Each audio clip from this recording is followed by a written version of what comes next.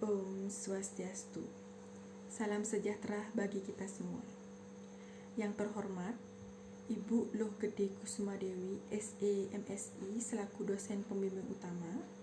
Yang terhormat, Ibu Nyoman Wulan Trisna Dewi, SE MSc selaku dosen pembimbing pendamping. Yang terhormat, Ibu Putu Riesti Masdiantini, SE MSI selaku dosen penelaah. Baik, pada kesempatan kali ini saya akan mempresentasikan proposal saya yang berjudul Analisis Pengendalian Internal dalam Aktivitas Pemberian Kredit dengan Penerapan Sanksi Adat Kanorayang pada masa pandemi di Lembaga Perkreditan Desa Adat Tampuagan. Namun sebelum lanjut, izinkan saya untuk memperkenalkan diri terlebih dahulu.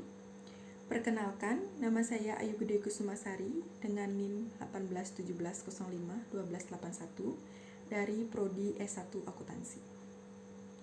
Adapun pokok pembahasan dalam presentasi saya kali ini yaitu pendahuluan, kajian teori, dan metodologi penelitian. Pada bagian pendahuluan, peneliti dalam menulis proposal ini dilatar belakangi oleh berbagai masalah, yaitu masyarakat adat Bali dalam interaksi sosialnya sering terjadi ketegangan sosial karena terjadinya pelanggaran terhadap hukum adat dengan menggunakan sanksi adat. Sanksi adat merupakan suatu tindakan yang diterapkan oleh desa dan diberikan oleh masyarakat atau krama yang telah melanggar aturan adat yang berlaku. Hal ini berhubungan pada sistem pengendalian internal yang berasal dari kebiasaan hukum adat atau sanksi adat yang berada dalam masyarakat sekitar. Pengendalian internal menurut Committee of Sponsoring Organization atau COSO merupakan suatu sistem, struktur, atau proses yang dilaksanakan oleh Dewan Komisaris, Manajemen, dan karyawan di perusahaan untuk memberikan jaminan yang memadai bahwa tujuan pengendalian tercapai termasuk keandalan pelaporan keuangan, efektivitas dan efisiensi operasional, serta kepatuhan terhadap peraturan perundang-undangan. Dalam pelaksanaan pemberian kredit, pada lembaga perkreditan desa adat biasanya diterapkan dengan menggunakan hukum LPD pada umumnya dan juga sanksi adat. Dengan adanya sanksi adat, maka diperlukannya semacam peraturan-peraturan yang mengatur kehidupan masyarakatnya yang dituangkan ke dalam bentuk awik-awik. Salah satunya yaitu sanksi adat Kanorayang. Pengenaan sanksi adat Kanorayang diterapkan sebagai tindak pengeluaran dari aktivitas desa adat, sehingga mereka yang dikenakan sanksi adat ini hilang hak dan kewajibannya dalam organisasi desa adat.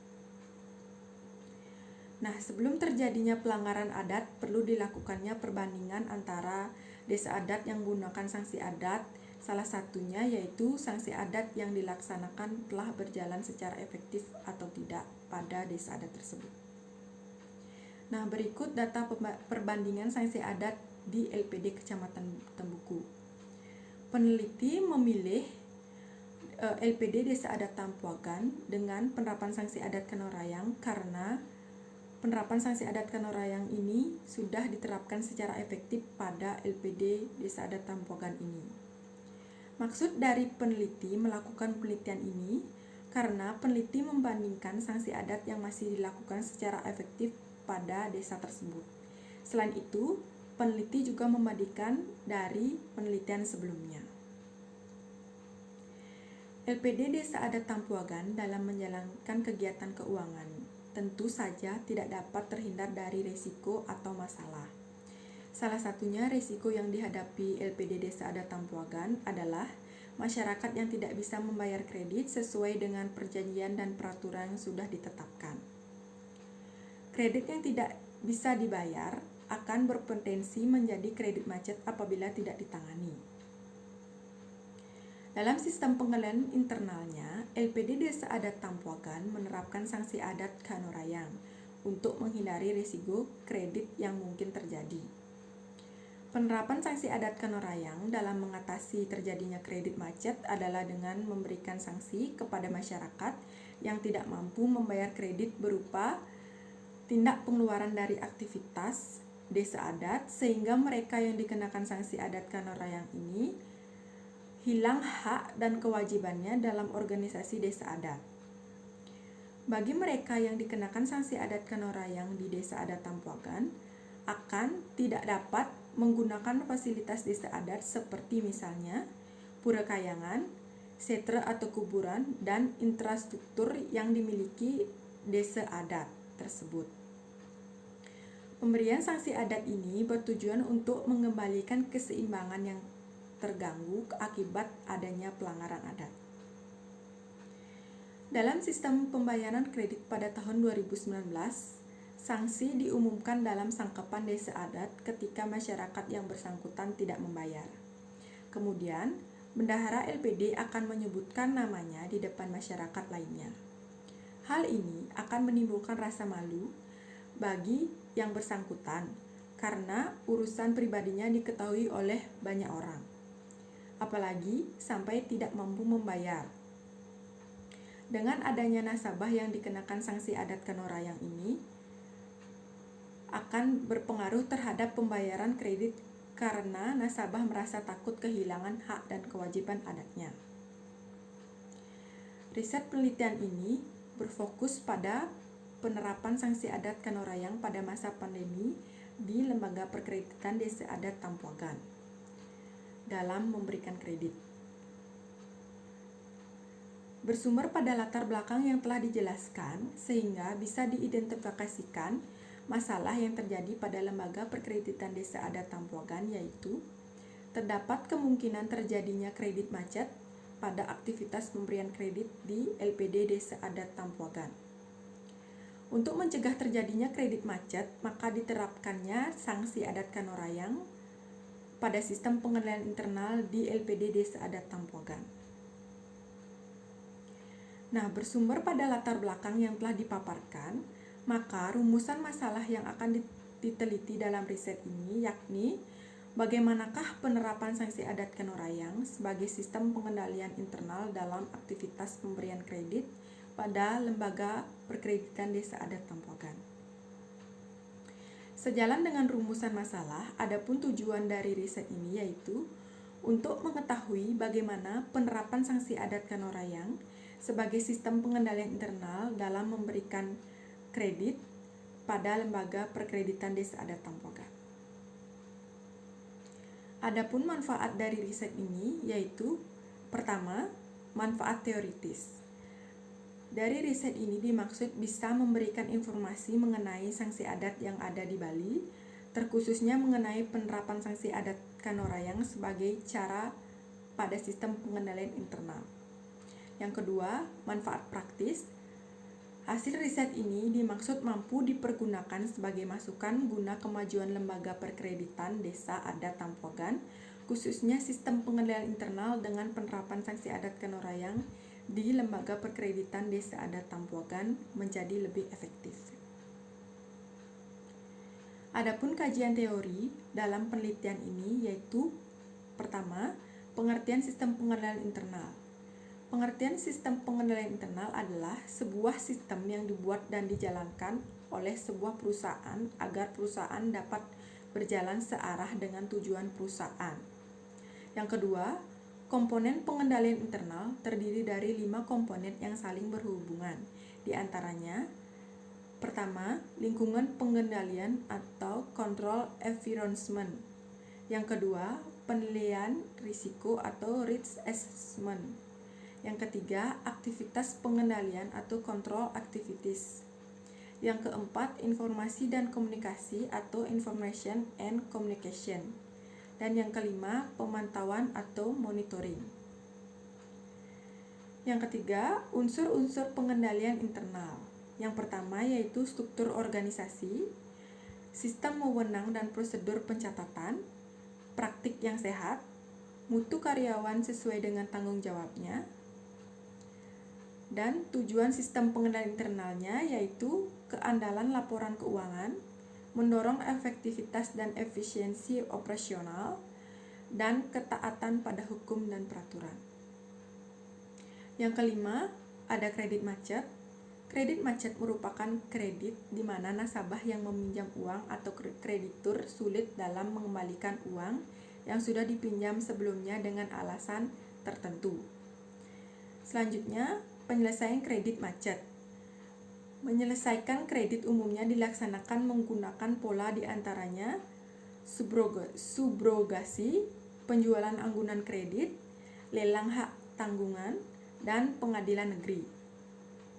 Selanjutnya, sanksi adat Kanorayang. Sanksi adat Kanorayang merupakan peraturan-peraturan yang mengatur kehidupan masyarakatnya yang dituangkan ke dalam bentuk awik-awik sebagai dasar keseimbangan hukum adat pada desa adat yang masih dilestarikan hingga saat ini. Selanjutnya, penelitian terdahulu yang dijadikan referensi pada penelitian ini adalah: pertama, penelitian yang dilakukan oleh Darmada 2016 dengan judul Kearifan Lokal pada Gelahan dalam Mewujudkan Integrasi Akuntabilitas Pengelolaan Keuangan Organisasi Subak.